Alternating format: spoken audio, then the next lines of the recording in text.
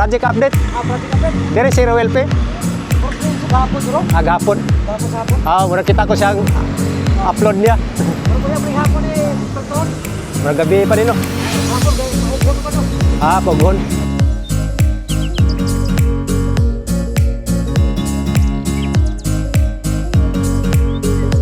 Sa may ruas sa tunda. Hindi ako kutob. So wala na. Espalto na lang ni.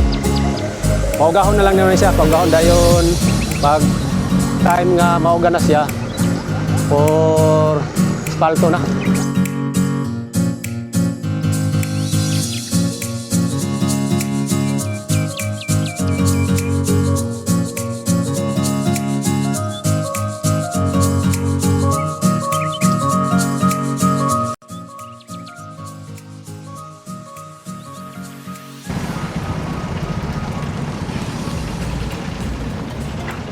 Ano yung sitwasyon dito sa may Rojas Extension.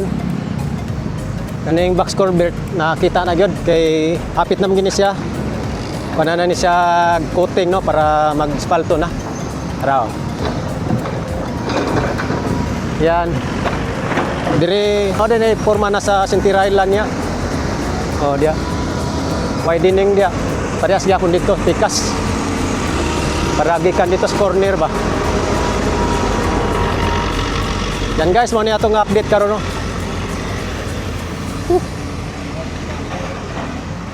April. Hoy, Dol. Roel P na adili.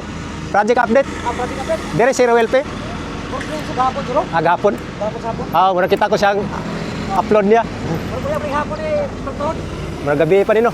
Hapon guys, maupon pa no. Poghon. Sige atong kanan. Ari sa Dol.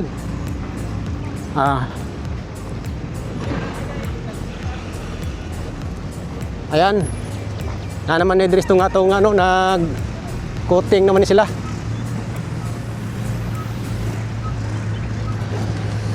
So muna ni siya katong gitawag nga sa tawagan murag use oil pang coating kay anaman namon na nila gispalto. First coating, first layer. Then wala na, spalto na ni. So mulibil na siya dia. Mulibil na siya sa manhole dire, manhole. Yan mo niya tong update ni. Padayon gyapon. So kanang dia sidewalk gipiso na. Yan, shoutout sa atong mga kababayan dire no. Balag anaman namin ning pagkatrabaho basta pulido. Ang Sentira Island naabot dire. Mapatamasayo daning ginamon ko ni karsada dire. Di existing ba kaning patabok-tabok kaning sa may gym dire sa may boulevard. Magod niya. Takabalog butangan gyapon na diyan no. Kaya ang Sentira Island ada kutob.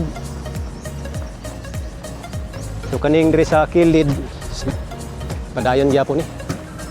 So giyo na lang nila ni para maka-espalto sila diri dapitan. Nagi-close naman diri ko. Dili pagian. Ayan guys. Espaltohon na gyud ni. Kay nana naka-coating na. Wow. Nagka-power. Nindot ang makabalik ta ninyang gabi no. Or niyang hapon. So mo na ning toll lanes diri guys nga espaltohonon siya no. I-connect siya dito, pikas. Dito sa may Ruas sa Tunda, di ako kutob. So wala na. Espalto na lang ni. Paugahon na lang naman siya, paugahon dayon pag time nga mauga na siya for espalto na.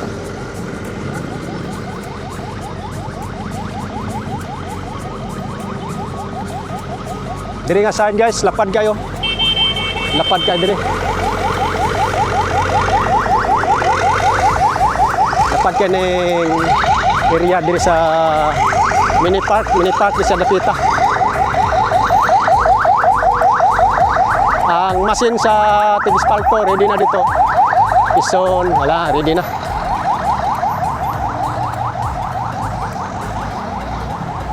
So mo ni project nga atong ginabalik-balikan rin Dapita no kay para matod sa inyo ha. Anawa.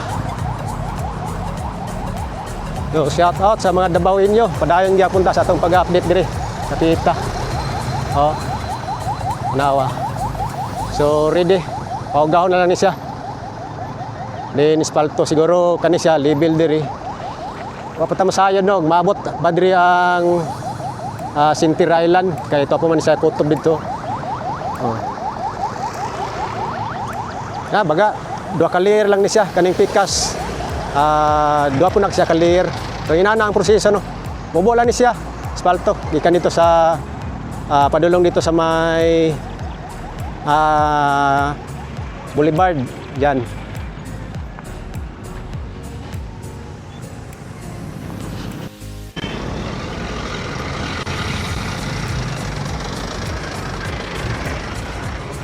Yan, thank you. Sa tuwan diri sa kuan kaning mga machine diri no. Tanan nato diri. Naka-ready na sila. Mao ni mga machine diri sa pang-ispalto no. Awa.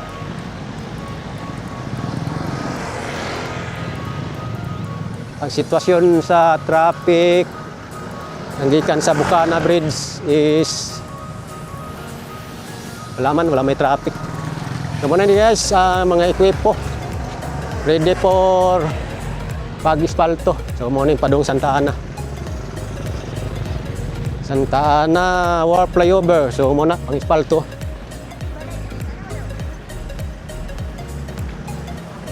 Yan.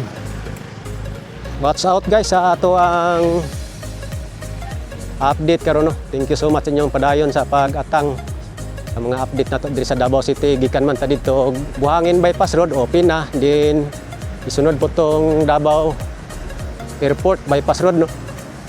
So muna ni guys ang Rojas Rotonda Davao City Coastal Road. So diha ang gi-construct. Alright, mo ni ato ang update diri real shot nato diri sa Rojas Extension Rojas Avenue, Davao City Coastal Road. So karong adlaw guys, so gikuha na po natong update diri.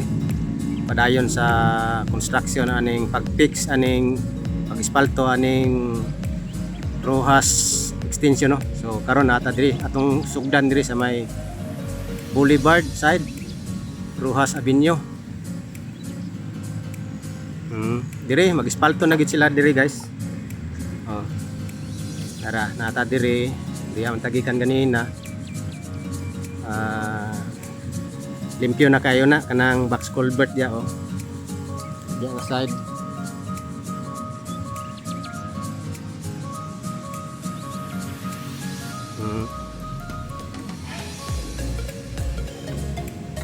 Mga niri ispaltohonon. So naka latag na sila diya og pang coating no. So wa pa sila makaabot diri dapita. And then ang kilid po na widening, so ginakot-kot na po na siya kay gina-tampir.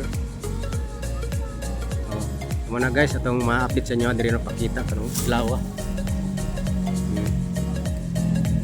Oh. Yan. Tanga-tanga nato ni guys kay kani maagyan na po niya siya sunod bulan no. Tara or karong katapusan. Yan diri naka-coating na sila. Dili dapita o gahon lang daw na basig karong udto daw maka sugod na sila ispalto diyan no. Yan guys, mo ni atong update. So good news na kayo ni kay talihumanay na gini siyang lugar diri. Araw. Kana ispaltohon na siya. Oh, kanin na kumpleto na siya diri og butang og coating pang ilalom sa before siya ispaltohon no. Araw. So nindot na kini guys. Tatangan na nato ang mga follow-up update ani sa sunod adlaw. At least karon kita naman nato nga kuha naman gyud tirahan naman gini siya ispalto gyud araw. So unta makabalik ta diri unya no. Pag ispalto gid ani. So mo ni siyang ma-update nato karon. April 15. So shout out yung tanan no. So salamat sa inyong pag-atang kanunay sa atong mga vlog update diri sa may Rojas extension. So og sa tanang mga update nato. Yan, sunod-sunod ang mga progress diri sa Davao City no. So bago lang to nag-open tong mubo dito nga bypass road sa Buhangin, Milan. Sipi Garcia to Tigato, Mandog Road. So diha dol sa NCC. So naka-update po ta dito. So nindot na kayo kay trabahon mo na diha ang Buhangin underpass mo nang gi-open. So ang sunod na po di-open ang dito na po sa may Davao Airport bypass road no, kanang diha sa may Sipi Garcia ubos sa RDL. Yan, nindot na kayo diha guys kay kanang bypass road gamit kay na diha. So tangan po nato na diha ang pag-open diha no. So dito man ta. Sige man ta gagi-agi diha. So humana man na diha. Kulang na lang turnover. So matod palagi sa atong pag-open dito sa Buhangin bypass road. So giistorya dito ni Sir Dean Ortiz na isunod po daw na diya ang Davao Airport bypass road. So mo lang na guys atong ma-share sa inyo hadiri update diri sa may Davao City Coastal Road, Rojas extension, segment B kompleto na gini siya ang segment B. Mo na ginaatangan gyud sa ubano kay karon ginagamit man. So hinay pa kayo ang flow sa mga sakyanan nga moagi diri kay lagi ang isa ra man kalin ang gigamit ang kanang pagawas nga lino. Kana diya sugat-sugat pa lang na diya temporary while ihulat nga makompleto ni diri ang another 2 lanes diri nga bypass road diri sa segment B diri nga coastal road no. So mo ni dati ang Rojas extension. So karon masumpay na gid ni ang Rojas Avenue. Tuloy-tuloy na diya sa may Rojas Rotunda Coastal Road no. Okay, kana lang guys, like and share og shout out sa inyong tanan no, sa mga nag-atang. God bless inyong tanan og amping tanan kanunay kay grabe ka init. So mo lang na guys. See you next update na budta.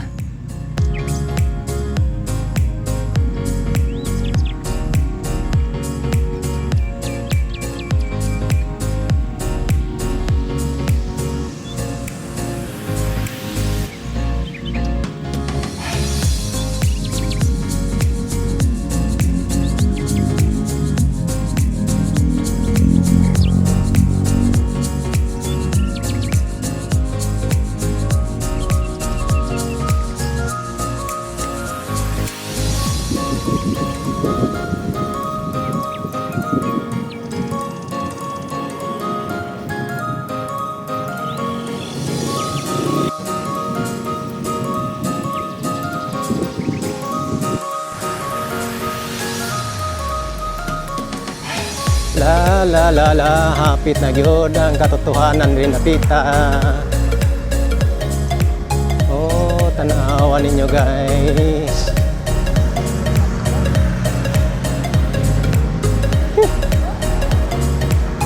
Dili na makita ang kanindot aning Davao City Coastal Road. Kompleto na gyud ni siya. Oh, diba? Gibanata na. Shout out sa mga worker.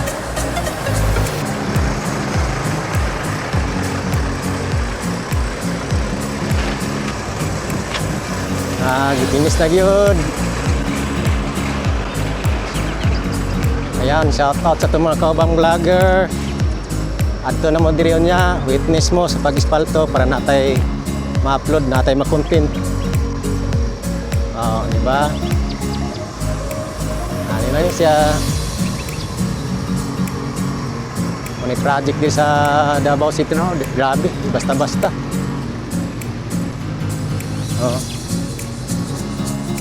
Basta Davao City, padayon sa pag-uswag. Only in Davao City. Wow, pagka-power. Oh. Diba? Wow. Pagka-power.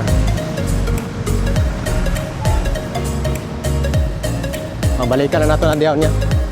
Andrea, wala na. Corner, wala na poste. Okay, kana lang guys. Like and share. Bless.